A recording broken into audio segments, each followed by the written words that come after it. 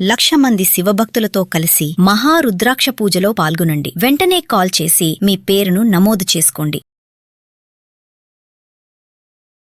రమగారు నమస్తే. నమస్తే జయ.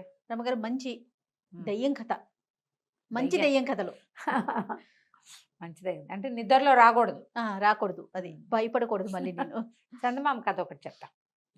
పూర్వం ఒక పల్లెటూరులో ఒక భార్య భర్త ఉండేవాళ్ళు. వీళ్ళకి పాపం ఏమీ పొలం లేదు, పుట్టలేదు. అలా ఎంతమంది ఉండేవాళ్ళు జయ, ఇప్పటికీ ఉన్నారు కదా. అవునండి. ఏదో ఇల్లు వాకిలి లేకుండా ఏదో పెళ్లి చేసుకుంటారు, ఎట్లా కొట్లా ఎవరింట్లోనూ ఉంటారు, ఏదో పని చేసుకుంటే ఉండేవాళ్ళు. ఇప్పటికీ ఎన్ని వేల లక్షల మంది ఉండుంటారో. అవును అవును. ఏమీ లేని వాళ్ళు. కాకపోతే ఆ ఊళ్ళో పొలం పుట్ర లేని వాళ్ళు వీళ్ళు ఒక్కళ్ళే. ఓ అందరికీ ఎంతో కొంత కొడ్ర ఏదో ఒకటి 4 మొక్కలు వేసుకుని 2 కాయలు కోసుకునేందుకు అవకాశం ఉంది అందరికీ. వీళ్ళకి పాపం ఏం లేదు. వాళ్ళ తోటలో, వీళ్ళ దొడ్లో, వాళ్ళ పొలంలో, వీళ్ళ వాకిట్లో పనులు చేసుకుంటూ ఉండేవాళ్ళు. పొట్ట పోసుకునేవాళ్ళు. తిండికి లోటేం లేదు. పని చేసుకుంటే తిండి, ఓకే. రెక్కాడితే కానీ డొక్కాడదు అనమాట. సరే మన చేలో ఉంది, సంవత్సరం తిరిగేసరికి ఓ 10 బస్తాలు వస్తాయి, ఆ ఆశ లేదు పాపం. వీళ్ళకి ఏదైనా పొలం పుట్ర ఏర్పరచుకోవాలని కోరిక.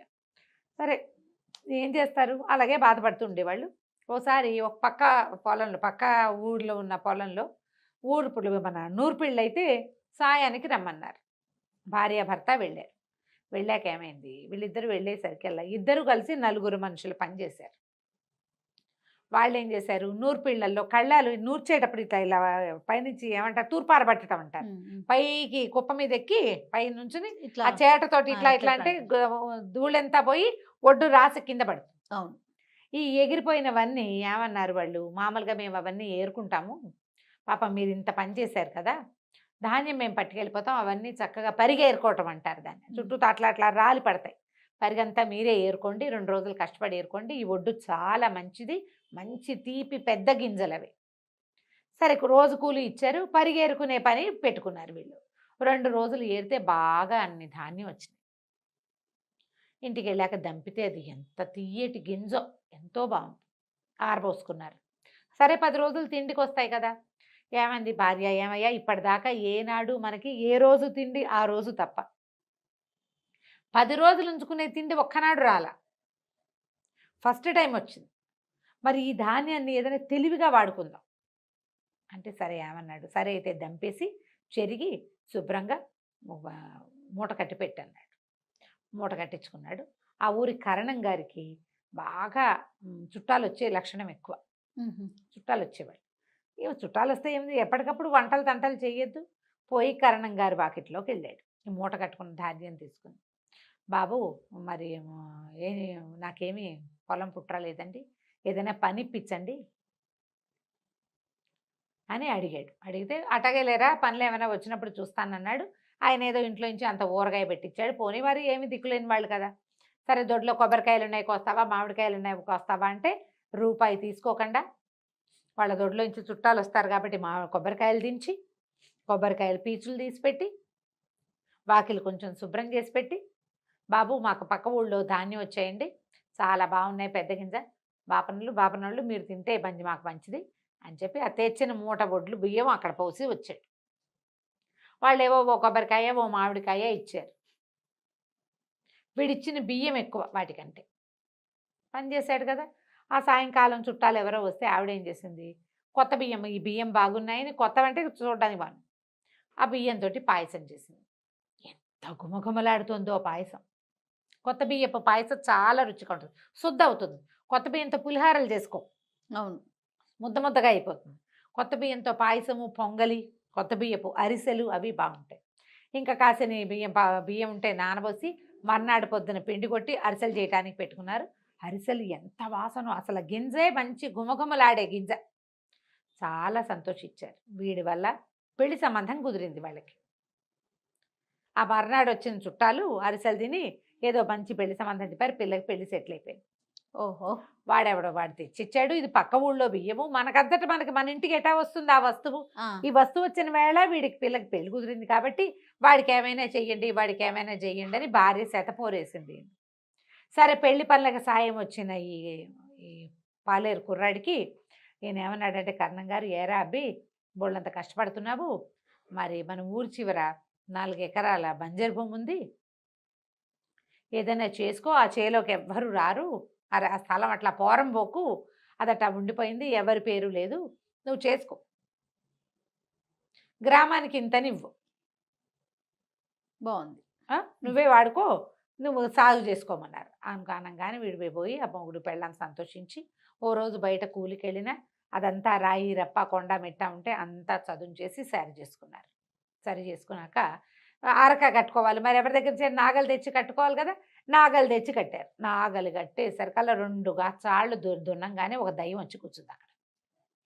మీరెవరు ఇక్కడికి వచ్చారు, ఎన్నాళ్ళ నుంచో ఇక్కడికి ఎవ్వరూ రారని ఇక్కడున్న కంప మిట్ట పట్టుకుని వేళ్లాడుతూ నేను ఇక్కడ హాయిగా ఉన్నాను ప్రశాంతంగా, 4 ఎకరాల భూమి, మీరు తెల్లవారేసరికి నిన్ను వదిలిచి పని చేస్తుంటే ఏదో చేస్తున్నారనుకున్నా, ఇప్పుడు వచ్చి దున్నితే ఇంకేముంది, ఇక పంటలు మొదలు పెడతారు, జనాలు వచ్చేస్తారు, నాకు ఫ్రీడమ్ ఉండదు, నాకు నిద్ర ఉండదు, నన్ను డిస్టర్బ్ చేస్తారు, నువ్వు అరక కట్టేసరికల్లా నాకు డిస్టర్బెన్స్ వచ్చేసింది, పోండి అనేసరికల్లా బతిమలాడారు మొగుడు పెళ్ళాం ఇద్దరు.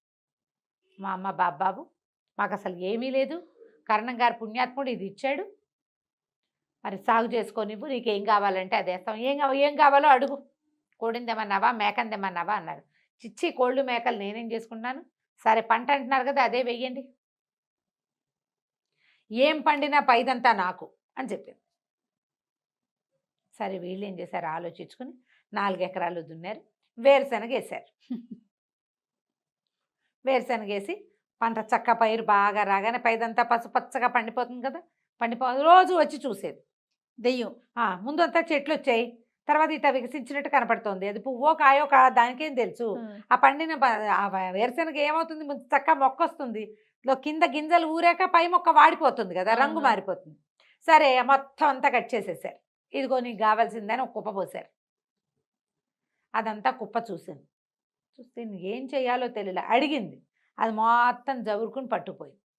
ఆ దయ్యం అటు వెళ్ళిపోగానే చీకటి మాటన వీళ్ళు ఏం చేశారు, పొలం అంతా తిరగదోడి కింద ఉన్న వేరుశనగకాయ అంతా ఇంటికి చేర్చుకున్నారు. ఓకే, అది ఫ్రెష్ పొలం, ఎన్నేళ్లుగానో సాగు లేకుండా ఉంది, వర్జిన్ ల్యాండ్స్ అంటుంటారు మన వాళ్ళు కదా, అసలు కొత్త భూమి, కొత్త మట్టి, చక్కగా వచ్చినాయి, ఒక్కో కాయలో 4-5 గింజలు చొప్పున వచ్చినాయి. రైట్, అక్కడి నుంచి మొత్తం తవ్వుకున్నారు, బాగానే ఉంది.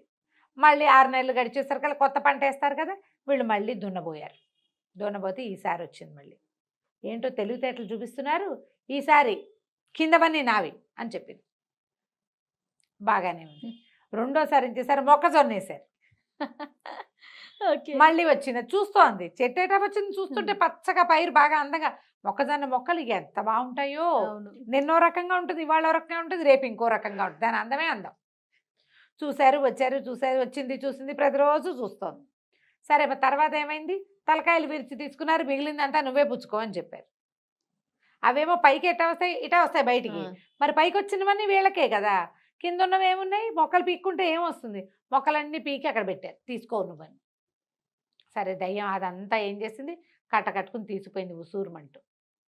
3వ పంట వేశారు, ఈసారి వచ్చింది మళ్ళీ దయ్యం, 3వసారి. తెలివితేటలు మీవే, ఈసారి పైది నాదే కిందది నాదే, మధ్యలో ఏమైనా ఉంటే మీరు తీసుకుంటారు. బాగా ఆలోచించి చెరికేశారు ఈసారి. కింద వేళ్ళు ఉంటాయి, పైకి ఇట్లా రెమ్మ వస్తుంది, మధ్యలో చక్కగా చెరుకు ఊరుతుంది. ఇది కొత్తగా పండేస్తున్న పంటలు కదా, దాంతో బ్రహ్మాండంగా ఊరినాయి, ఇంతంతలావు చెరుకు గడలు వచ్చినాయి.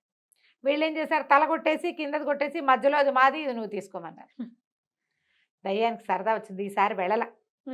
వీళ్ళు మోపులు కట్టుకుంటున్న చెరుకు గడల్ని చూస్తూ నుంచుంది. అందరు వెళ్ళిపోయాక, ఓరి మీ తెలివి, మీకు ఎలాగైనా సరే ఉండాలని ఉంది ఇక్కడే, మీ ధైర్యం నాకు నచ్చింది, మీ తెలివితేటలు నచ్చినాయి, తేపకో పంటేసి భూమిని పంట నిలవబెట్టి అది పండేలాగా చేస్తున్నారు. కొత్త విత్తనం వేస్తే దానికి తెలివిగా ఉంటుంది భూమి, ప్రతిసారి ఒకటి వేస్తే కొన్నాళ్ళ తర్వాత తగ్గిపోతుంది. అవునవును కదా, అవును, మీ తెలివి బాగుంది, మీ ధైర్యం బాగుంది, సరే ఇక్కడే ఇల్లు కట్టుకుని హాయిగా బతకండి, ఇక నేను మళ్ళీ రానని గాల్లోంచి ₹1 సంచి పుట్టించి చేతిలో పెట్టింది. ఇల్లు కట్టుకోండి, హాయిగా ఉండండి అని చెప్పి వెళ్ళిపోయింది. మంచిదయ్యం కథ అడిగావు కదా, అందుకని. ఆ తర్వాత వీళ్ళు చక్కగా ఆ గట్టునే ఓ చిన్న ఇల్లు కట్టుకున్నారు.